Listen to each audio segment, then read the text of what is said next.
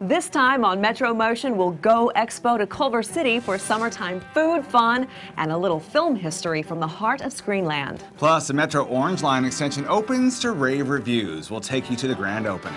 And we'll go for a spin on two wheels to discover some of the best exercise and eats the Orange Line bike path has to offer. All this and much more straight ahead. I'm Joe McDonald. And I'm Tamara Henry. Welcome to Metro Motion. Trains, buses, carpool lanes, streets, highways, pedestrian improvements, and bikeways. There's a lot more to the Metropolitan Transportation Authority than meets the eye.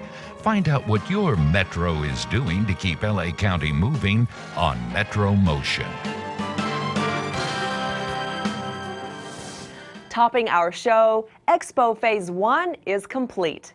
Just in time for summer, the 8.6-mile line finally connects downtown LA with Culver City, the first rail to the west side in 50-plus years. LA Mayor Antonio Villaraigosa and County Supervisors Mark Ridley Thomas and Zev Yaroslavsky joined Culver City Mayor Andy Weissman on the first day of summer to officially dedicate the station at Washington and National in the heart of Culver City.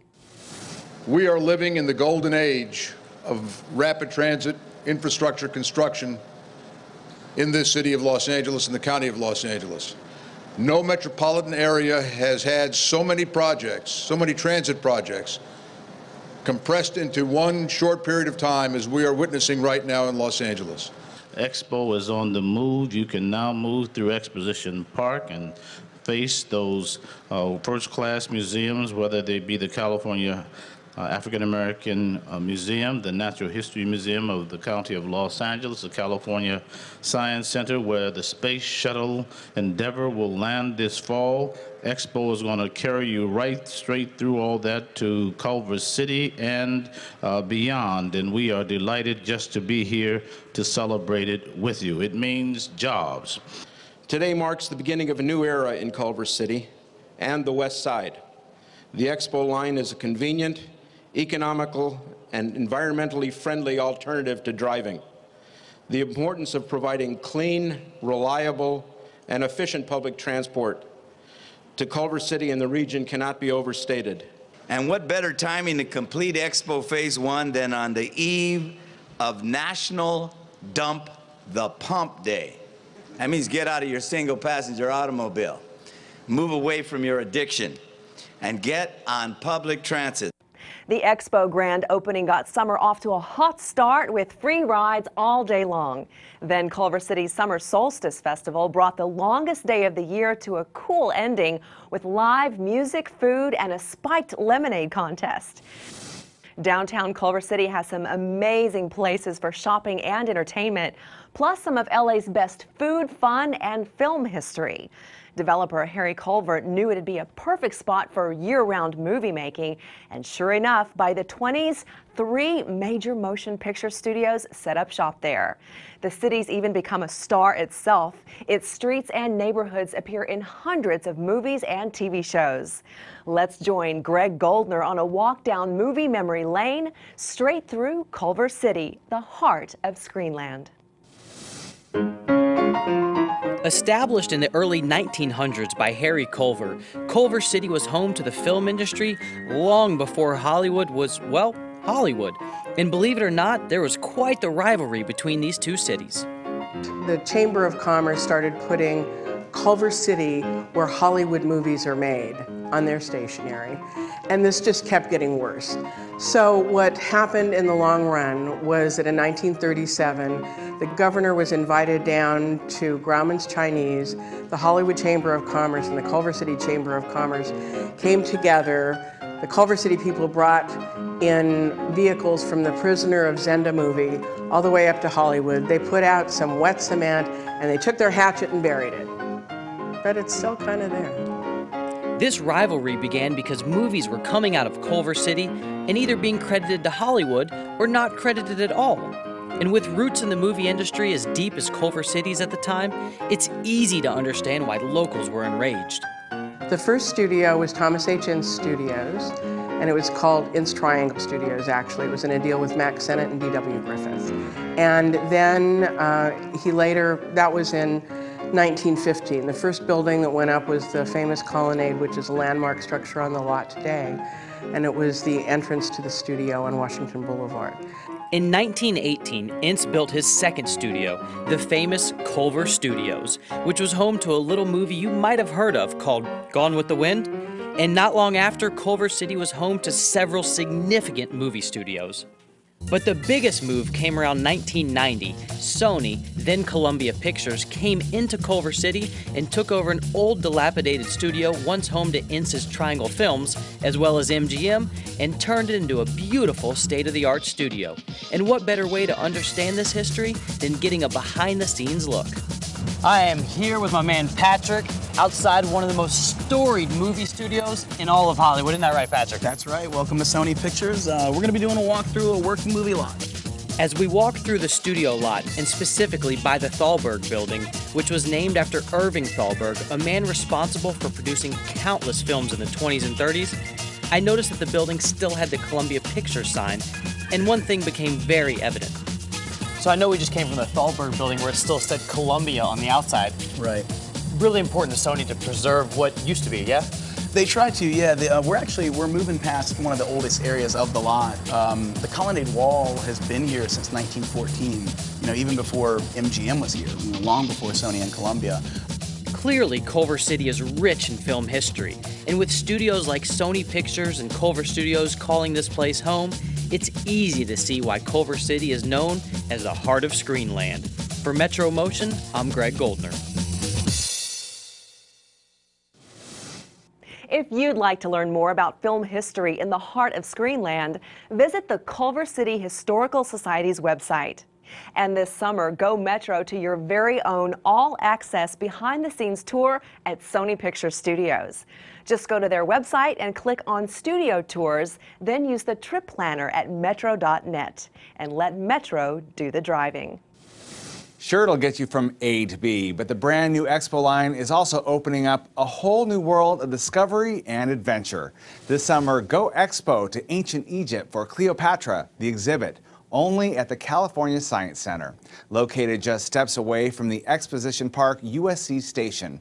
Visit the Science Center website for more details. Or take the family to the Natural History Museum to visit the Dinosaur Hall or experience the beauty and charm of the Butterfly Pavilion. Open now through September at the Natural History Museum near the Expo Vermont station. Now, with all that adventure, you're going to work up an appetite. Good thing you can go Expo to the west side and tickle your taste buds with some of LA's best bites, like in downtown Culver City, where we'll tag along with Natalie Forte to savor the flavors along Restaurant Row and the Farmers Market. With Culver City's dining scene booming and the Expo line making it so easy to explore the local grub, I'm on a mission to sample just a few of Culver City's favorite eats. Less than a 5-minute walk from the Expo Culver City station is Royalty. Now this place combines art and food, two of my favorite things, so I gotta check it out. I've been dying to come here. I've heard about it from a few people and I'm finally here, so I'm really happy about it. But tell me, what was the inspiration behind Royalty? Well, it's inspired by the Japanese-made cafes, the Miryokissa in Tokyo. And we serve like a Japanese, kind of contemporary California cuisine. It's a multi-purpose space is how I kind of let people in on it. It's a retail shop, it's a cafe, and we do a ton of events. All right, looking at art always makes me hungry. I need a break. One of my favorite things about Royalty is they serve brunch all day. It's my favorite meal of the day, so of course I ordered the egg sandwich. The breakfast sandwich actually has avocado, cheddar cheese, and it's on grilled sourdough. I'm going in.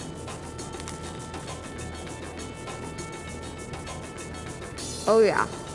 Now that my belly is full, well, for the moment at least, I want to make a quick stop at this hard-to-find bakery I keep hearing about called Dolce Forno. I hear they have some of the best pastries and bread in town, so, I mean, of course I have to check it out. Thank you. Thank you. I'll be back. Dinner's gonna be good tonight. Cannot believe I did not know this was here. Definitely a hidden gem. And hopefully I won't eat all this on Expo tonight on the way home. So far, so good. I had a great breakfast, got some fresh baked bread for dinner, but I do need to stock up on some more groceries for the week, and I know just the place. You could take a 15-minute walk to the Culver City Farmers Market, but if you're like me, you're probably gonna buy too much stuff to lug back.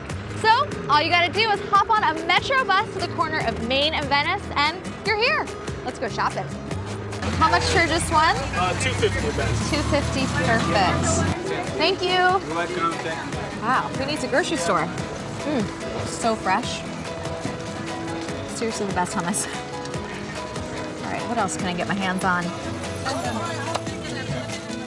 All right, doing well. I got my hummus, my eggs. What else do I have? Oh, berries. I'm losing track of what I'm buying. Seafood should be pretty to eat, right? Nutritious and colorful. Before I head home, I'm craving one more thing. Ice cream. I mean, can you blame me?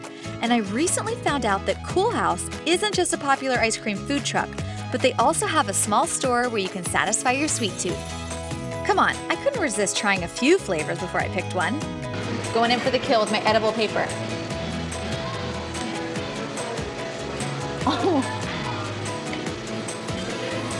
Oh my God. It's unbelievable. The cookie is so soft. It's just crumbling, and I don't feel so bad because there's just yogurt in the middle, guys. Have sinful cookie and Greek yogurt in the middle. It's all good. Oh my gosh, you guys have to try it. Want some? Want some? Now that I'm officially about to burst, I must stop while I'm ahead. And as you can see, there are so many places to explore in Culver City.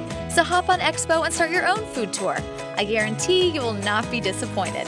For Metro Motion, I'm Natalie Forte.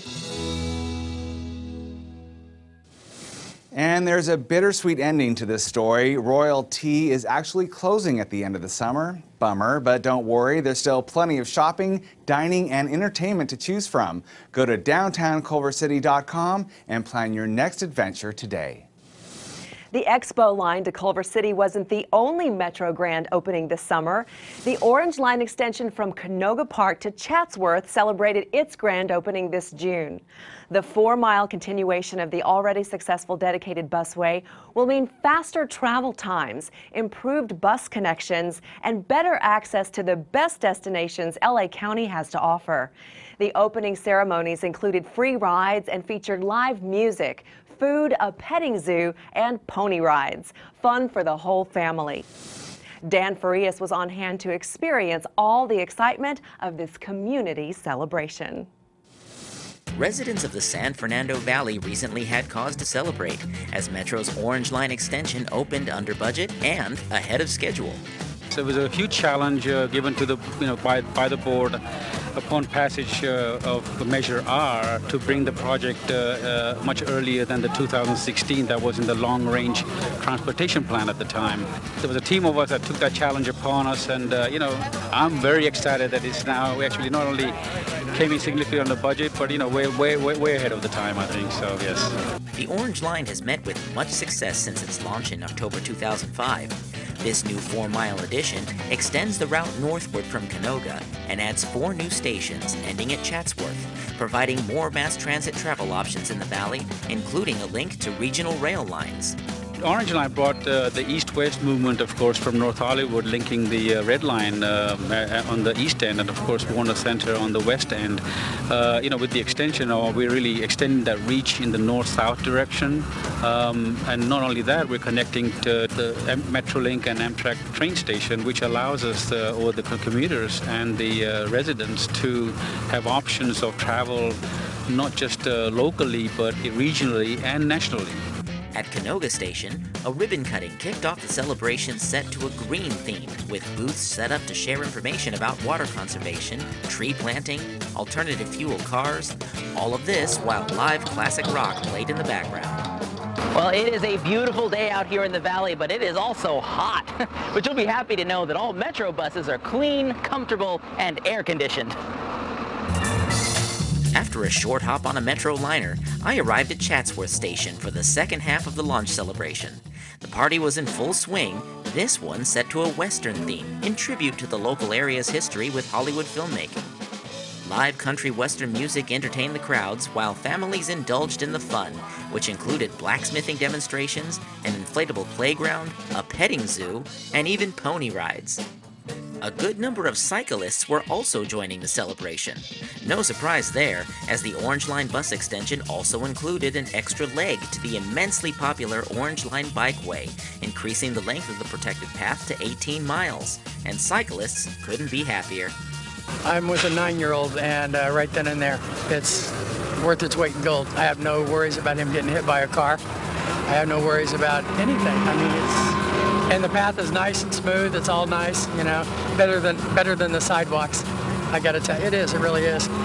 Another Metro milestone reached on a beautiful, if not hot, Southern California day. And if all that entertainment at the Twin celebrations wasn't enough, Metro even offered guests free rides all day long along the new extension route. How's that for a door prize? For Metro Motion, I'm Dan Farias. In addition to 4 brand new stations, a new park and ride lot, and more captivating public art, the Orange Line extension also features a beautifully landscaped pedestrian path and an awesome bikeway. We sent Michael Ryan out for a ride on 2 wheels to discover the best exercise and eats the Orange Line bike path has to offer. Okay, so it's another beautiful day here in LA, and I am currently in North Hollywood, where the red line ends and the orange line begins. But I'm not going to be taking the bus today, as many people do every day. We're going to be taking a little more of a scenic and a little more of a recreational route, and we're going to be enjoying the bikeway for all it's worth. So let's get to it.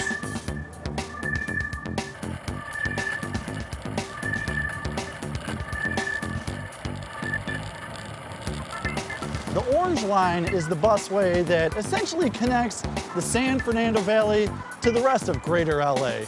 And the bikeway, which is adjacent to it, is truly one of the great bike rides that LA has to offer. And the fact that it spans such a large distance is what makes this bike ride such an epic one. And if the line wasn't extensive as is, spanning from North Hollywood all the way to the Warner Center in Woodland Hills, the Orange Line now branches off the Canoga station and extends all the way to Chatsworth, giving Angelenos a far greater reach than ever before, all thanks to Metro and the Metro Orange Line extension.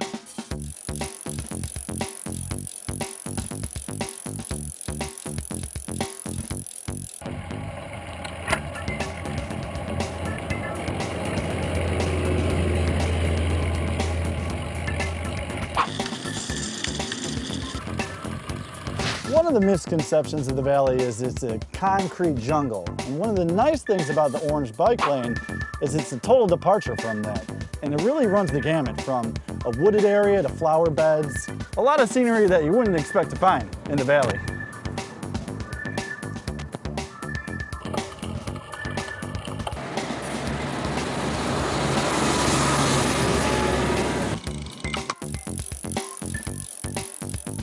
Keys, keys, keys, I'm Van Nuys. Keys, keys, keys, keys, I'm Van Nuys.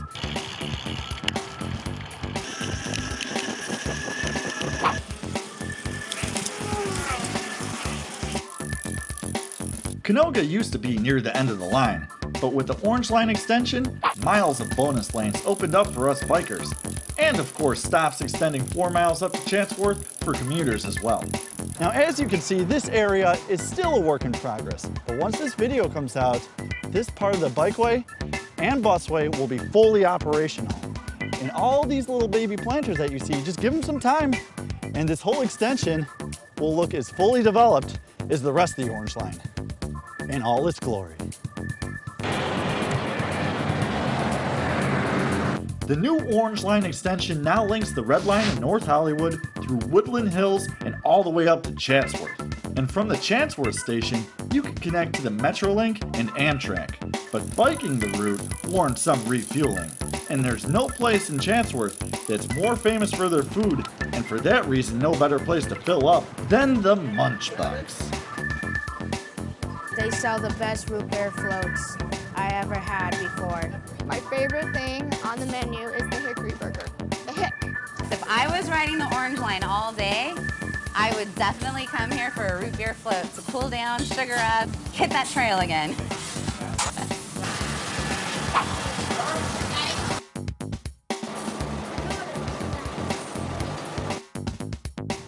What a whirlwind today. North Hollywood to Chatsworth and back to North Hollywood in the same spot we started. Today, good food and of course a fantastic bike ride. The Orange Line bikeway and busway extension to Chatsworth is officially open for business. Enjoy. I know I did. While all of LA was celebrating the Metro Orange Line extension opening, Congress gave us even more reason to celebrate when they approved Metro's America Fast Forward program. America Fast Forward will create hundreds of thousands of jobs in a weak economy by speeding up transit and highway projects across the nation. And for LA commuters, it means many critical transit projects will be built within the next decade. Stay up to speed with America Fast Forward at The Source at metro.net. Last year's Mulholland Bridge demolition was billed as Carmageddon, the freeway closure from hell. But this summer, officials are sounding the alarm that the next challenge for LA motorists could be Rampshire. Over the next year or so, the 8 on and off ramps at Wilshire Boulevard are getting a complete makeover, and they're calling it Rampshire or Ramp Jam because a series of closures at this key interchange could bring traffic congestion of biblical proportions. To get the word out in advance of the June 22nd start date, Supervisor Zev Yaroslavsky and Metro staff hosted a live web chat answering a variety of questions about the closures and sharing helpful tips for affected businesses and organizations. The heart of the message: plan ahead, adjust travel times, or share the ride. A full transcript of the chat is available online. Avoid the madness of the Rampshire. Visit metro.net/405 for complete project details, and follow Metro on Twitter at Metro Los Angeles for up-to-the-minute news and alerts. This spring, the Metro Board okayed the final 2 phases of the West Side subway extension. First to Century City, then just past the VA hospital at Wilshire. The action officially approves 4 new stations in Beverly Hills, Century City, Westwood UCLA, and Westwood VA, a 5-mile route that includes a plan for tunneling under Beverly Hills High School. After considering testimony from internationally recognized experts in seismology, geology, and tunneling, as well as the public's concern voiced at a May hearing, Metro concluded that construction would indeed be safe and the proposed station alignment is the right way to go. The entire West Side Subway Extension project will enter final design upon approval from the FTA. Stay up to speed with all the latest news at metro.net. The board also certified the final EIR for the Regional Connector, a $1.3 billion project that will link the Metro Expo, Blue, and Gold lines through downtown LA. With the Regional Connector, passengers will be able to travel from Long Beach to Azusa and the East Side to Santa Monica on a 1-seat ride across the entire Metro Rail network. It will reduce the need for transfers and cut one-way cross-county trip times by 10 minutes or more. Read up on the Regional Connector at metro.net and join the discussion on Twitter at Metro Los Angeles #Regional Connector. Metro's expanding rail network will soon have brand new state-of-the-art vehicles riding on it thanks to a recent board move. A new $299 million contract with Kinkasharo International calls for 78 new light rail cars delivered by 2016 with options to purchase 157 more by 2020. The Massachusetts-based firm offered the best technical proposal for all rail car systems, overall car design and integration. Their work can be seen in Phoenix, Dallas, and Seattle. It's estimated their bid will create about $139 million in U.S. job value. This summer, Metro also launched an extremely important addition to the Transit Pass program, the 1-year Youth on the Move Free Passes for Foster Youth initiative. LA County foster care youngsters joined new Metro Board Chair, LA County Supervisor Michael Antonovich at Union Station to make the announcement and share stories on how the pilot program is enhancing their lives. We developed a Youth on the Move program, which is a vital program that provides these transit opportunities for them to use our transit system, Metro, in Los Angeles County. It allows them to go to work, to find a place and go home, and to go to school. These classes really help me personally a lot because I can get to work and it helps me get to school and helps me get to my weekly meetings for a scholarship program that I'm part of. Currently, I live in a shelter And they do provide transportation, but they told me, oh, since you have a job, you need to provide your own. So when they told me about these bus passes, I was like, this is a blessing because now I can get to and from work. Life has been up and down so far, and I'm constantly going to college right now on a bike. So to have a bus pass is it's another step. We caught up with the 5th District Supervisor to talk about the exciting new Youth on the Move program and to find out about his goals for his latest term as Metro Board Chair. Well, the coming goals is to do what we haven't had in the county for a long time, and that's to develop a regional cost-effective transportation system so that the entire county, all 88 cities and our 134 unincorporated communities will be able to have a transit system that services them. This county is the only county in the United States that doesn't have a rail connection to our airports. Right now, the Green Line doesn't go to LAX. The Blue Line doesn't go to Long Beach Airport. The Gold Line doesn't go to Ontario Airport. And again, the Gold Line doesn't even go to Bob Hope Airport. So I want to have a program in place where we can begin focusing on developing rail lines that serve our regional airports, which will alleviate the congestion and the pollution that is the result of our freeways being overcrowded with people having to drive down below to LAX. And that's a disservice to the public. We need to address that issue, and I look forward to working on that project. Construction on the 110 freeway portion of the Express Lanes demo is nearing completion, and the first segment will be open to the public later this year. So Metro is launching a campaign to inform drivers how to apply for their transponders. Express Lanes is a one-year demonstration project designed to reduce congestion by converting 25 miles of existing carpool lane on the 10 and 110 freeways into toll lanes. All motorists will need a prepaid transponder to enter the lanes. For more information, including how to get a transponder, visit metro.net/expresslanes. Metro is always out to combat traffic, but in this case, the target isn't rush hour bumper to bumper. The agency is joining forces with Sheriff Lee Baca, the LA and Long Beach Police Departments, and County Supervisor Don Kanabe and Clear Channel Media on a PR campaign to combat child sex trafficking in Los Angeles. Each year, almost 1 million people, mostly young girls, are forced against their will into a horrible life of sexual slavery, an increasing number of them right here in LA County.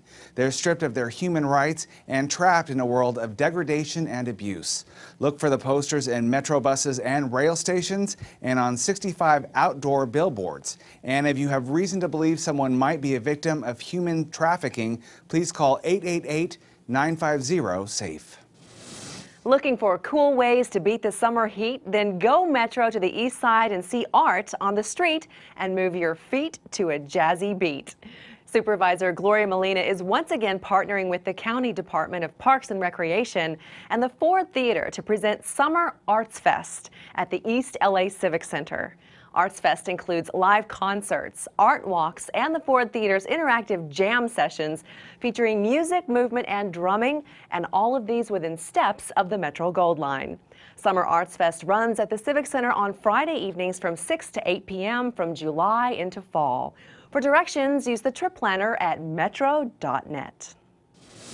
Well, Tamara, it looks like once again we've reached the end of the line. But before we go, smartphone users should download the new Metro app. The Go Metro Los Angeles app puts LA County Transit in the palm of your hands. You can find nearby stops, plan trips, and get real-time traffic and service advisory alerts. It's available now in the App Store or Android Market. And don't forget, art lovers hoping to see more of the captivating public artworks at Metro stations might want to join one of Metro's free docent-guided art tours. For more information about the Metro Art Program, including tour schedules, visit metro.net/art or dial 213-922-4ART. We leave you now with more of the beautiful original artwork from the new Culver City Expo Line station. From all of us here at Metro Motion, thanks for tuning in. Bye for now.